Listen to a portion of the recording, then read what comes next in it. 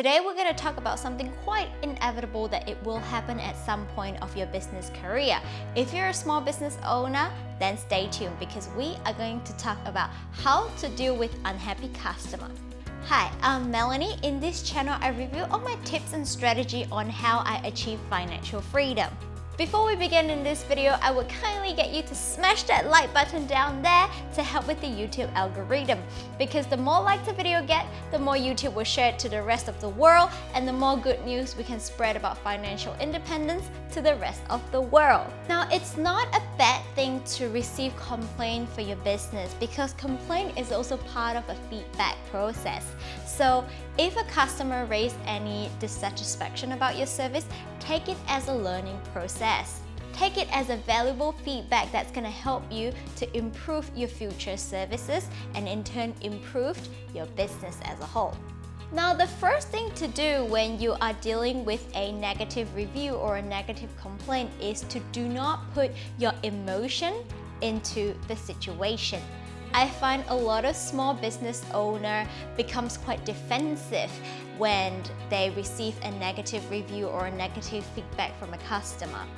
It is absolutely understandable because when you're still a small business owner, you treat your business like a baby. You put your heart and soul and your sweat into this product or into this service that you provide for people. And when people come back saying that they're not happy about the product or the service, it's only natural that you will get a little bit defensive at times. That's what I find when a lot of small business owner replies to their negative reviewer or people who complains about their service. Even though they try to use as nice of a tone as possible, you can still feel a hint bit of defensiveness and how the owner is trying to explain why they do what they do, which caused the customer to be unhappy with to begin with. Now, I am here to tell you, explaining your situation and defending your position is not gonna help in any way. Because most of your customers do not care how you run your business or do not care how you come up with your product or your services. Neither would they care how you feel. Therefore, trying to justify yourself and try to explain yourself out of the situation, it's not going to help you in any way because all that the customer would hear is just you defending yourself and not really hearing what they're telling you. Therefore, it is very important for you not to put any emotion into the content and not to try to justify your way out of it. Instead, you should really acknowledge what your customer is feeling and try to put yourself from their point of view and see the situation. You should sincerely apologize for the negative experience that they encounter while they're using your products or services. Now, the key is apologize for the negative experience, not apologize for the product or the services. So take my business for instance, we are in a healthcare professional industry. So if a customer comes to us and express their unpleasant experience that they have with us, if we apologize for the treatment instead, we are almost putting our healthcare practitioner at risk as if we're apologizing for the misjudgment of treatment, and that is very dangerous because a lot of the time with different individuals, they come in with different history and different health. You want to be very careful not to apologize things that would put your staff into legal liability. However, if you just apologize for the negative experience, which most of the case is what it is anyway, then you would take out all the legal liability that there might be regarding your products or even the services that you provide. Now, not only do you have to apologize for the negative experience, note how I specifically emphasize sincerely apologize. You have to sincerely apologize for the negative experience. A lot of small business owners do understand that they have to apologize for the negative experience, but as I read through all these replies, you can sense that the owner is not sincere about the whole situation. And when you can sense it through reading, the customer can feel it too. If you're apologizing just for the sake of apologizing, I guarantee you the customer will be able to sense it, whether it's through in person or phone or even through written messages.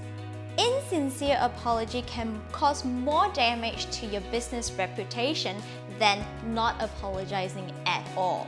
As a business owner, you should really try to do everything you can to tame the feel instead of amplifying it. Even if that customer would never ever return to your business to use your product or to use your services, you still want to make sure that their emotion is being looked after, because you want to ideally change the negative experience to positive experience, or at least in the bare minimum from a negative experience to a neutral feeling about your business. Now, do not underestimate the amount of negativity that one person can do to your business reputation, because if that one person spreads a bad negative reputation or image about your company to your local community or through to their workplace or to their friends, it's very damaging for your business reputation in the long run. So even if you don't want the customer to come back, or even if you don't appreciate having to deal with this sort of difficult situation,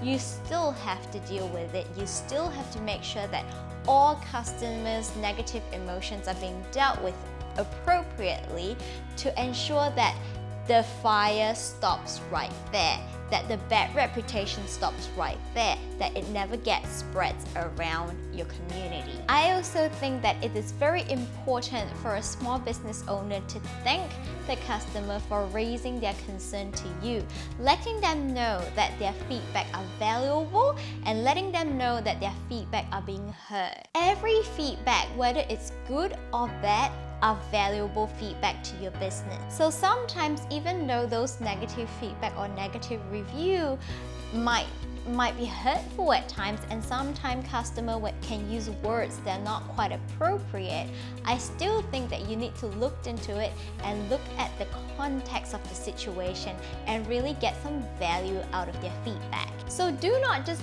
thank client who is giving you good feedback. You should also truly thank client who is giving you negative feedback as well.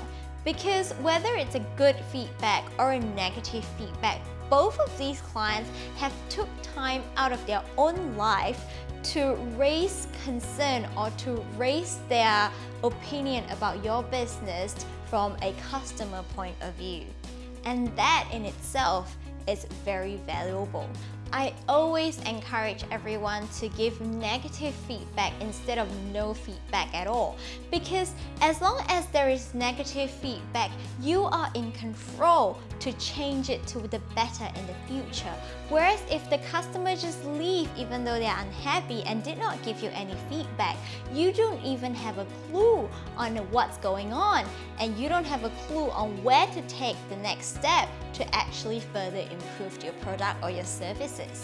Now, the next important thing to point out to for the customer is to let them know what your business have done and what your business have implemented since their complaint, and what have you do to prevent future similar situation from happening again.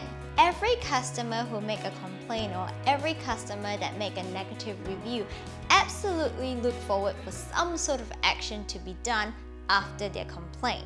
Because if they do not wish to have any action done after their complaint, why would they make it in the first place? Why would they spend the time to take the effort to complain to you if they're not expecting anything in return?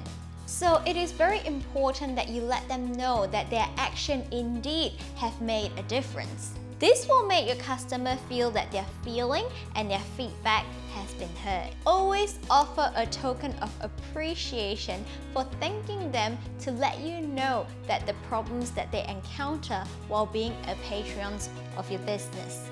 So say for example, if a customer complains about a faulty product, not only do you need to replace that product fully for the customer, I think that is absolutely the bare minimum, is to replace a fully functioning product to the customer, or to replace the product of what the customer expects of to them, that is absolutely the bare minimum. But on top of that, you should also offer a token of appreciation of something a little bit extra for that customer. Now, and lastly, you should always leave a contact detail for the customer, because whether or not they take up your offer is now up to them, not you.